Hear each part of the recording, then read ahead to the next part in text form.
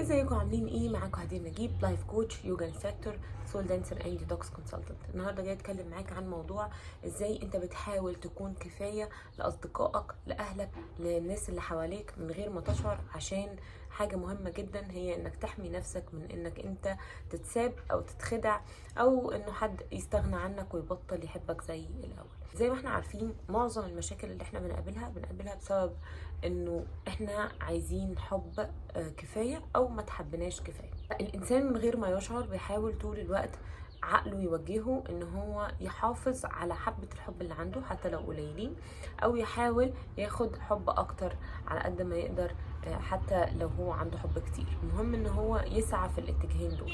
عقلك طول الوقت من غير ما انت تشعر ممكن تكون في الشغل بتحاول تكون احسن حاجة طول الوقت، لدرجة انك ممكن تضغط على نفسك وانت اوريدي شغلك كويس جدا، بس بتحاول تضغط على نفسك على قد ما تقدر عشان خاطر في ازيد، عشان خاطر لو ما بتوصلش دايما للازيد في تهديد بانك انت مش هتفضل في مكانتك دي وممكن يستغنوا عنك.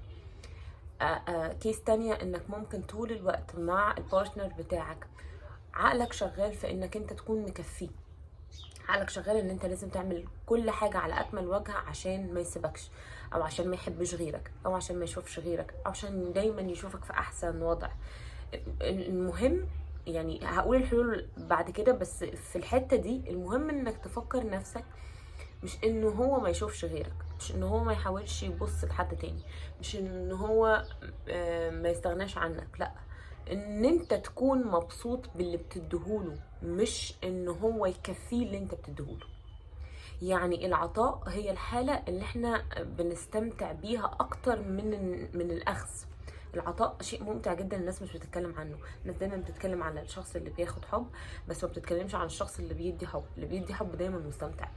فلو انت فكرت فيها انك انت بتفكر ازاي تستمتع مش بتفكر ازاي تكفي، الموضوع هيفرق جدا في الانرجي وهيفرق في الرساله الطاقيه اللي انت بتبعتها للشخص اللي قدامك.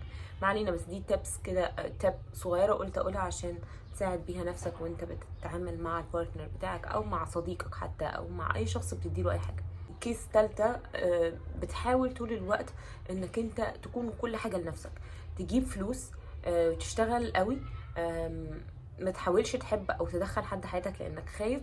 فطول الوقت انت عايز تكفي نفسك باللي انت بتديه لنفسك، وطول الوقت بتفكر انه انا كفايه لنفسي، انا بعمل كل حاجه عشان اكفي نفسي، مش محتاج حب، مش محتاج اصدقاء، مش محتاج اي حد، انا بحاول اكفي نفسي. حتى دي فيها حمايه وفيها انه الشخص بيحاول يحافظ على حبه لنفسه، لانه بالنسبه له مفيش حد هيحبه اكتر من نفسه مثلا، وفي نفس الوقت هو بيبقى مش مبسوط، بس بيحاول على قد ما يقدر يحمي نفسه من انه حد يسيبه، انه حد ما يحبوش كفايه، انه حد يدخل حياته ويستغنى عنه. فهو بيحاول يقدم حمايه لنفسه من مبدأ برضو انه يكون كفايه ويكفي نفسه. فمن غير ما تشعر دايما عقلك بيحاول يحميك، ودايما عقلك بيبقى فيه اتنين عكس بعض، انك انت عايز تجين اللاف وفي نفس الوقت بتصده او بتوقفه او ما بتاخدوش.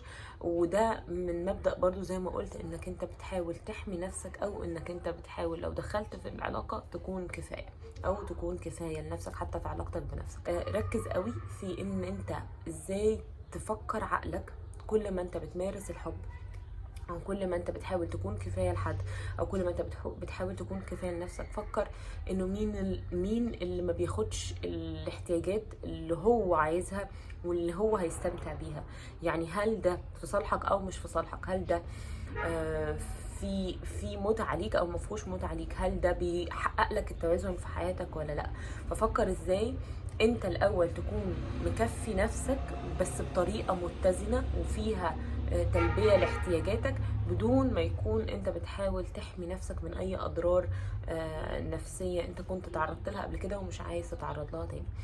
لو الفيديو عجبك ما تنساش تسيب لايك او تعمل سبسكرايب للشانل، وتبعتولنا على الانستجرام وعلى الفيسبوك. احنا بنرد على كل الناس وبنعمل سيشنز عشان خاطر نساعد الناس ان هي تحرر الترومز او تحرر اي مشاكل نفسية عرضتها ان هي تحمي نفسها بشعور الكفاية او ممارسة الكفاية مع الاشخاص وفي سلوكياتها وفي التعاملات مع الاشخاص.